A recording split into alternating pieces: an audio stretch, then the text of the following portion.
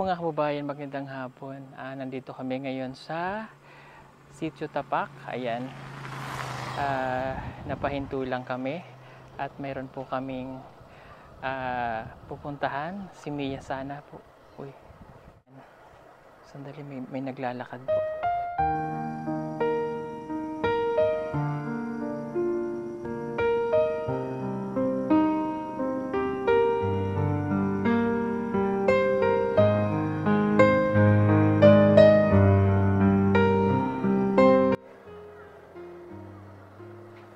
May batang naglalakad. Sorry. Kausapin lang natin. Hello. Anong pangalan mo? Gerald. Gerald? Okay, sorry nakita ko po kasi siya. Andun kami huminto. Gerald, kilala mo ba ako? Hindi po. Hindi? Okay, ako si Kuya Paul. Okay, sorry may istorbo lang kita. Napansin kasi kita, naglalakad ka parang ang layo ng iniisip mo. Bakit parang malungkot ka? May iniisip lang po ako. Anong iniisip mo? Yung pag-aaral ko. Oh, bakit? Anong problema sa pag-aaral? Wala sir. Wala. Yung parating na exam. Parating na exam? Anong problema sa parating na exam? Yung hindi ako makapag-study. Bakit hindi ka maka-study? Yung kasi magtulong pa ako ng pamilya ko. Ibig sabihin mo, tutulong ka pa sa pamilya mo. Okay lang, ikabit ko to Mic lang naman yan. Okay. So, tutulong ka pa sa pamilya mo. Hindi ka makapag-study. Bakit ano bang ginagawa mo? Ginagawa ko? Sa bukid? Sa bukid. Okay, marunong po siyang magtagalog. Bakit marunong ka magtagalog? Nakuha ko po sa pag-aaral ko sir. Saan ka nag-aaral? Sa Tapak. Sa Tapak, dito? Okay. Sandali, asan ang bahay nyo? Diyan. Ito. Okay lang, puntahan kita dyan sa inyo? Yes sir. Sige. Okay. Sige, kunin ko lang tong mic Sige, puntahan kita dyan Okay mga kababayan. Nakita natin yung bata. Anyway, puntahan natin. Kasi nakita ko, naglalakad siya. Kasi nandito po kami kay Lamia. Pupuntahan namin. At sa mag-i-exam na nga, nakita namin itong batang ito. Naglalakad siya. Papauwi na siya sa kanila. Puntahan natin. Problemado daw po siya sa kanyang pag-aaral. Minsan talaga hindi natin maisip makasalubong tayong bata na sadyang binibigay sa atin para matulungan. Teka, alamin lang natin yung kwento ng buhay ng bata. Let's go. Pugong biyahero, ang hero ng masa, ang hero ng masang Pilipino. Handang maggala sa kabundukan para ang ating kababayan ay mapuntahan. Ang pugong biyahero, handa na tulungan malayong kababayan na nangangailangan. Hindi namimili kahit pa na sino. Pugong biyahero, hero ng masang Pilipino. Uy, may palakol. Hello, Gerald. Pwede akong pumasok? Opo sir. Okay. So, dito po siya nakatira. Nasaan ang mga magulang mo? Nandun po sir. Nasa loob? Okay, nasabi niya kasi sa amin kanina mga kabayan na hindi siya nakakapag-aral kasi tutulong pa siya sa magulang niya. Okay.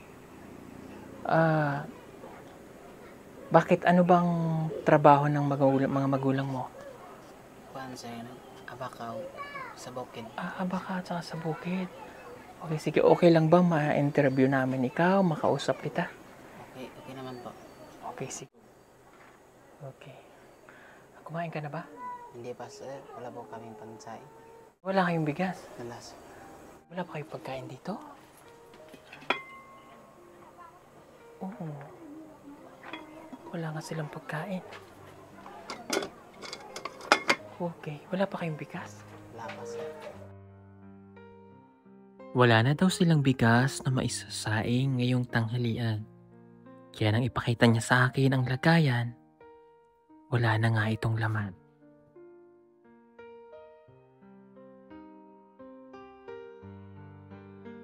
Sige.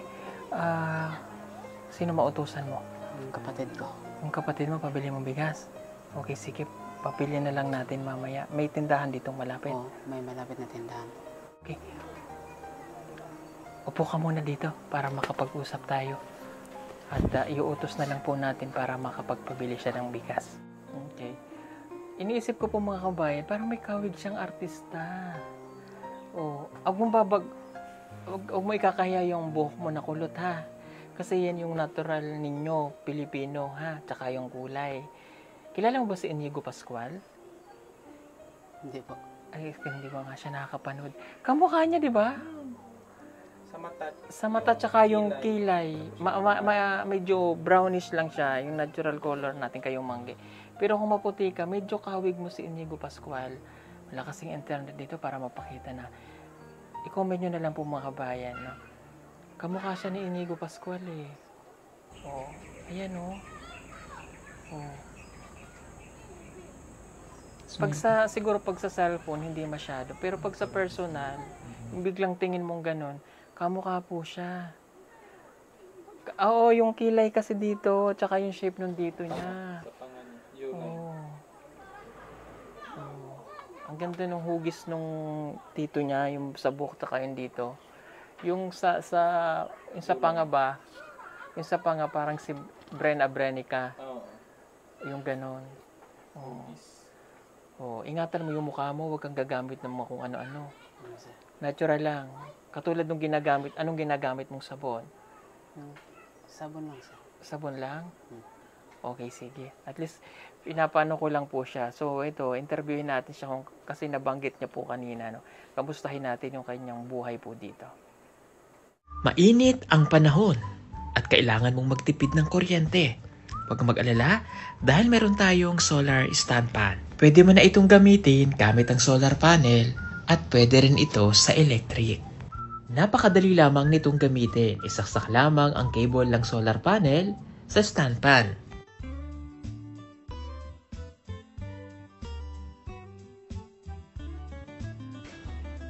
Ibilad ang solar panel direct sa araw. At ayan, pwede mo na siyang gamitin.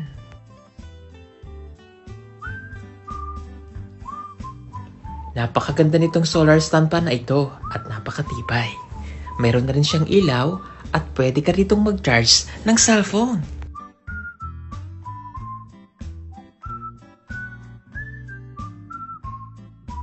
Kaya ano pang inaantay ninyo? Mag-order na at mag-message lamang po kayo sa aming messenger account at PB Team Solar.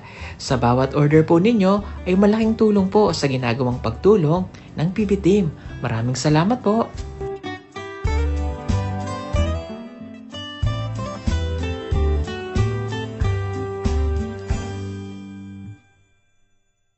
Ilan taong ka na, Gerald? 18 po. Oo, 18 ka na. Anong grade ka na? Grade 12. Oo, graduating ka na. Okay. Kamusta ang buhay nyo? Mahirap, sir. Okay. Mahirap? Ilan kayo magkakapatid? 7. Oh, medyo madami. Pang ilan ka? Pang 5, sir. 5. Okay. So, yung dalawa, may asawa na wala? May asawa na, sir. Dalawa. Okay, yung 5, ito yung maliliit pa. Anong trabaho ng magulang mo? Magsasaka, sir. Si mama? Magsasaka rin. Saan ka nag-aaral? Sa Tapak. Sa pinapasukan. Kilala mo ba si Mia? Mia, 9. grade 9. Hindi ko kilala, sir. Grade 10. Grade 10, sorry, grade 10.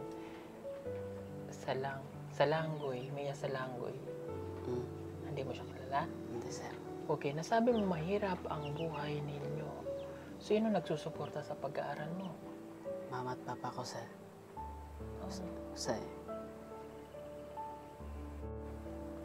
Sa tasyon na mo, sir, baka nang mag-isuya ko, sir. Usay na yung mga panahon, sir, nga wala ko ibang baon. Then, papanaan ako, sir, kang muli ko dito, sir. Kaya nang wala jud tanan, sir. Then ang grade 2 ba, sir, kanang kinahanan jud na yung mga cellphone ng classmate nako na then ako jud wala. Bawo to, sir. Maglisod ko, sir.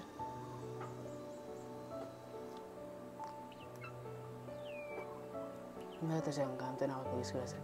Itong nag-school ko sir nang wala ko ibang recess. Ito. Nang gusto ko ako makalampaw sir. Wala lang yung suporta. Okay, Kanang wala po na akong ganikanan ba ko nang wala arapon. so, pumapasok ka nang wala rin ba ako? Okay, kamusta yung pag-aaral mo? Mabuti naman sir. Ano yung top mo? May top ka ba? Sa grade 10 sir, top ako. Okay. Sa ngayon, kay kanang nakuha mo na gusto na apektuhan ko sa kanang panginabuhi. Usahay, anong mutabang ko sa akong papa. Then, di ko kaya eskwela kay wala pang baon lagi. Then, wala mo bugas sa walay. So, ibig sabihin mo, naapektuhan yung pag-aaral mo kasi minsan nakaka-absent ka kasi wala kang baon. Okay. Yung nung grade 10 ka, anong top ka? Top 5. Grade 11? At severe na lang sir. Hmm? At severe. Okay, achiever ka na lang. Hmm. Pero kung siguro hindi naapektuhan yung pag-aaral mo ng mga walang baon, mas mataas pa yung makukuha mo. Mas mataas sir, mabutihan ko sir kung meron talagang makuhan. Okay, ano yung pangarap mo sa buhay mo? Gusto kong maging pulis sir. Pulis. Bakit pulis yung gusto mo? Kasi marami nang nakakuha ng gusto ka nang gusto ko magpulis kay nang para nanapoy pulis sa mga barangay sunod po. Okay. So ngayon ay grade 12 ka na.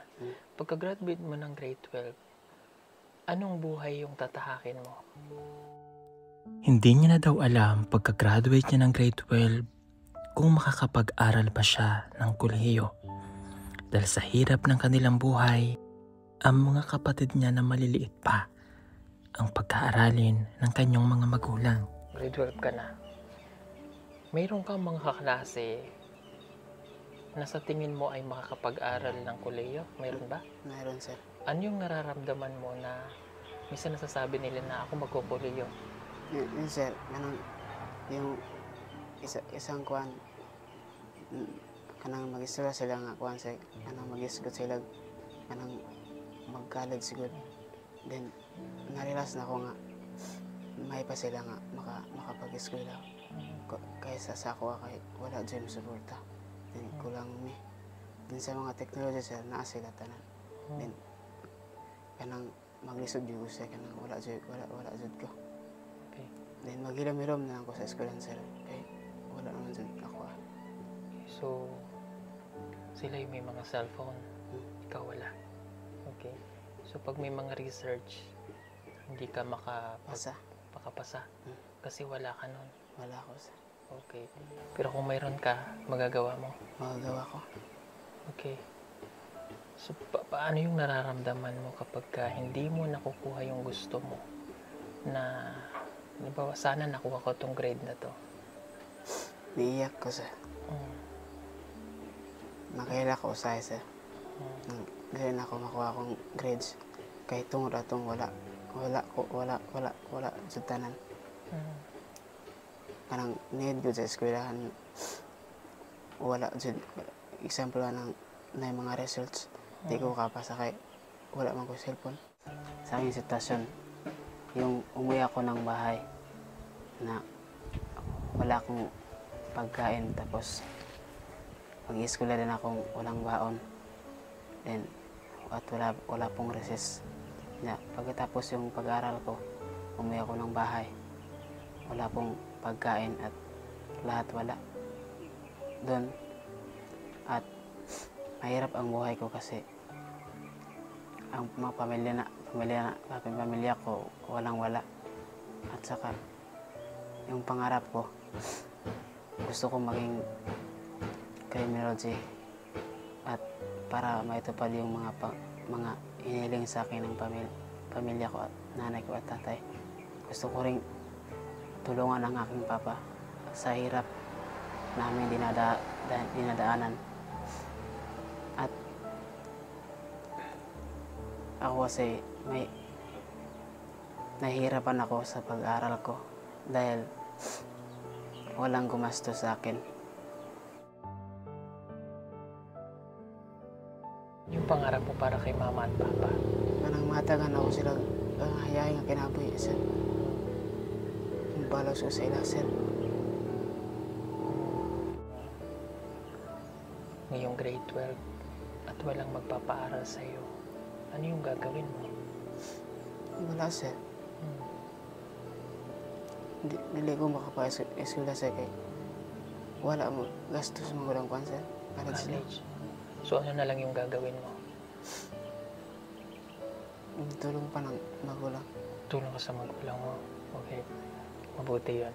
Okay, ano yung pananaw mo dun sa... Minsan kasi kapag hindi na napag-aral ang magulang, nag-aasawa na. Ikaw ba ay darating sa punto ng buhay mo na dahil hindi ka na mapag-aral ng magulang mo, pagka-graduate mo ng grade 12, mag-aasawa ka na? Hindi, sir. Bakit? Wala pa na ako ito nabalsa na akong ginikanan. Sugat sa pagkataon ako, sir. Kailangan ko nga kanang mabalot sa ila. So, anong pag-eskwela na ako elementary hanggang grade 12. Bisan wala mi, pero na-appreciate na ako itong mga gihatag sa ginikanan sa ako. Bisan grabe gabo. Dagang kay gabuli sa akong pamilya, pero kanang need ko nga mabalo sa akong pamilya. Okay. So, kumbaga, kahit na magkahirap-hirap ka, pipilitin mo pa rin na makatulong sa pamilya mo. Kung may hiling ka ngayon sa pagkakataong ito, kung may hihilingin ka, ano yung hihilingin mo? Ngayon ako, sir. Gusto ko na ako maka-cellphone. Okay. Bakit cellphone yung gusto mo? Yun ang start pa mga walang klase ka, sir. Yun ang ipit na kay results. Mauna yun ang ginakuha na ko eskwela kay dagan kay kabulos ako. Anong mga cellphone na ako, sir. Dagan kay gakuha niya. Masuk ko siya nga. Ano lang, di ko ka tagab kanang results kay wala lagi kabalo sila kung sa dahilan. Hilom-hilom na ako, sir. Okay, so sa pamilya ninyo, walang may cellphone? Wala. Okay. So sa tingin mo, yung cellphone yung makakatulong sa pag-aaral mo? Okay, sige. Ano ulit pangalan mo? Gerald. Gerald? Dundia. Okay. So, Gerald, grade 12 ka na. So, alam ko lahat ng mga grade 12 ngayon, even ako nung 4th year. Parang suntok sa buwan kung makakapag-college ka o hindi. At kapag hindi ka nakapag-college, sa probinsya ka lang. No? Sa probinsya ka lang mag-stay, doon ka lang. Mag-araro ng bukid o tumulong sa magulang. Naramdaman ko yan noon eh. Pero ako, mapalad na lang nung pinalis ako at nakapag-aral. Pero nahinto rin ako eh. So kung hindi po makakapag-aral, possible na dito na lang din siya sa kanila, sa kanilang lugar. Okay, mayroon akong bibigay sa iyo na pambakon mo, ha? Para simula Monday, para preparation mo sa pag-exam mo, meron kang bakon. Ha? Bigyan kita nito.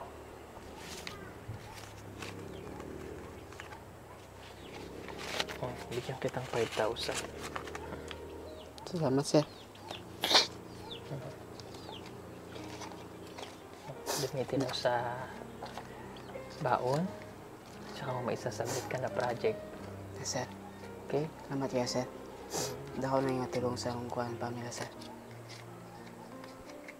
Okay. Ang gawin mo dyan, gawin mo siyang baon. Ha?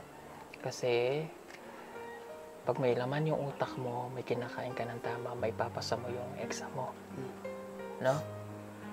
Kung challenger ka ngayon, gawin mong ibalik mo na magkaroon ka ng tama. Ha? Okay? May pangarap kayo, gusto mong maging pulis. Yes, sir. Alam mo, mayroon kaming, kwento ko lang sa'yo, mayroon kaming katutubo. Nakakapanood ka ba ng vlog ko? Hindi pa po kasi wala akong cellphone. Okay. Meron kaming kinatutubo. Siya si Jeffrey Pangyas na taga Mapola sa Damilag. Pero taga rito rin siya sa Tapak yung parents niya. Nandun sila sa... Nalimutan ko na yung sitio nila. Sitio Labo. Labo. Oo. Taga dyan yung parents niya. Ngayon nandun na siya sa amin sa Laguna. College na siya. Gusto ko po yun, sir. Gusto niya dati maging pulis siya. Pero dahil hindi kaya nung baga mayroon siyang health conditions, ngayon, nag-start na siya ng pasok kahapon. College na siya. Pero ang kinukuha niya ay education.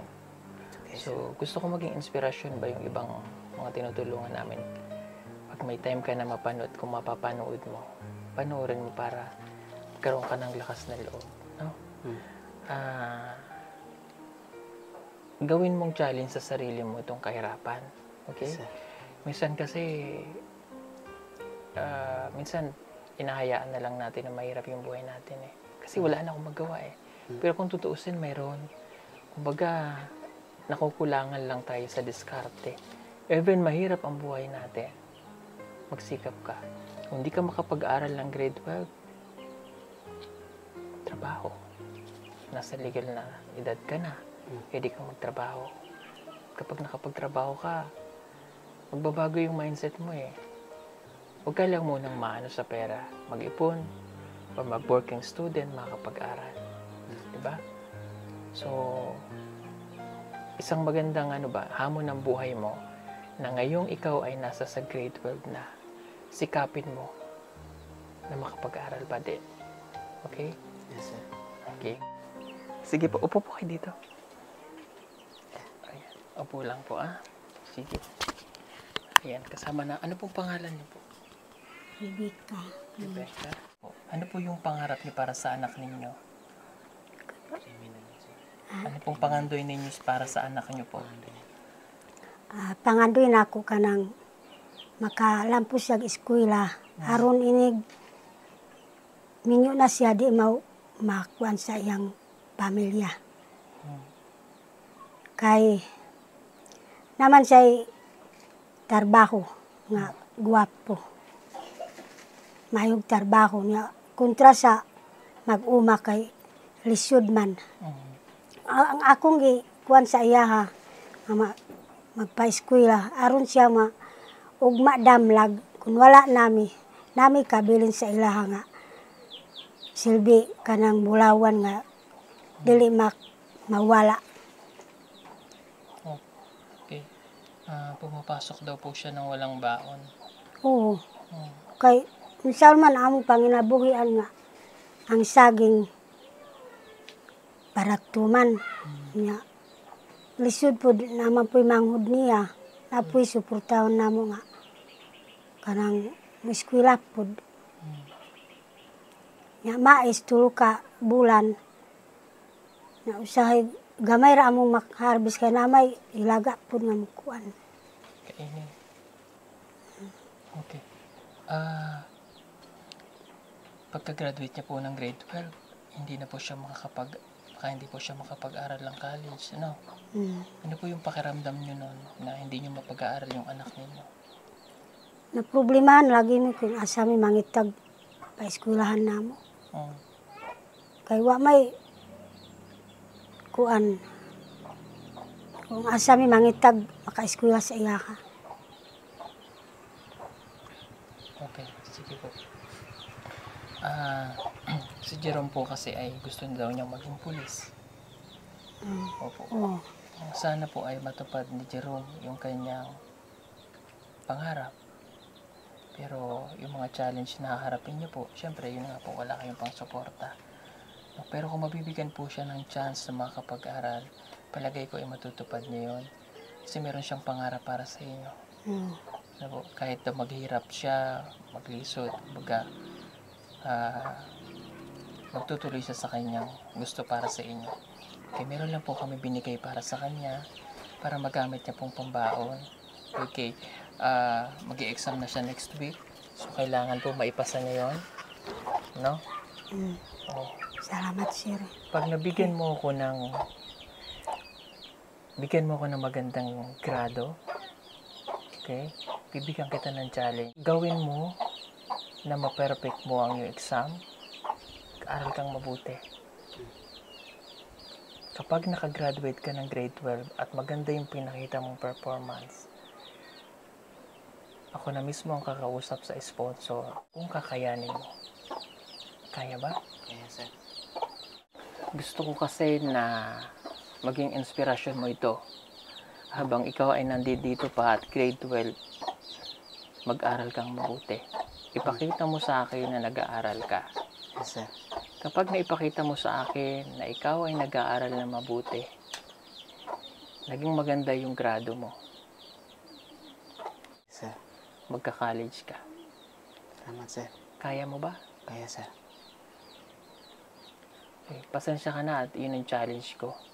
Kasi minsan, gusto ko lang makasigurado na yung batang kukunin natin, yung 1 taon na nandito ka habang nag-aaral, ay pinaghahandaan mo yung pagiging kolehiyo mo. Ayoko kasi na darating ka doon sa punto na yon na kapag nandun ka na, hindi mo pala kaya. Na marami ka palang hindi mo gusto, yung ganito ganyan, na mas priority mo pala na umuwi na lang. Gusto ko maging balanse ka, Yes sir. no? Kaya mo ba? Kaya sir. Okay. At least may hope, di ba? Yung hope na ikaw ay makapag-aral ng kolehiyo. Kakayanin mo ba na malayo sa pamilya? Yes sir. Para sa ila sir. Kakayanin mo na hindi ka uuwi. Kaya po sir. Hindi umuwi ng 4 na taon?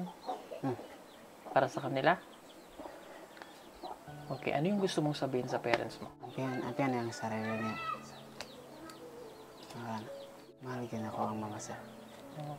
Mabutihan akong pag-eskwela ako. Study. Napato na akong tanan para sa eskwelahan. Okay. Oh. Titingnan ko yung mga grade mo sa exam, ha? Para malaman ko kung nag-aaral kang mabuti. So kasi minsan mga kababayan, maganda yung may inspirasyon sila, katulad nito, nagkakaroon sila ng lakas ng loob para makapag-aral sila ng mabuti, na masabi mo sa kanila na ito yung plano mo sa kanila. Kapag narinig nila yon, nabubuhayan yung bata.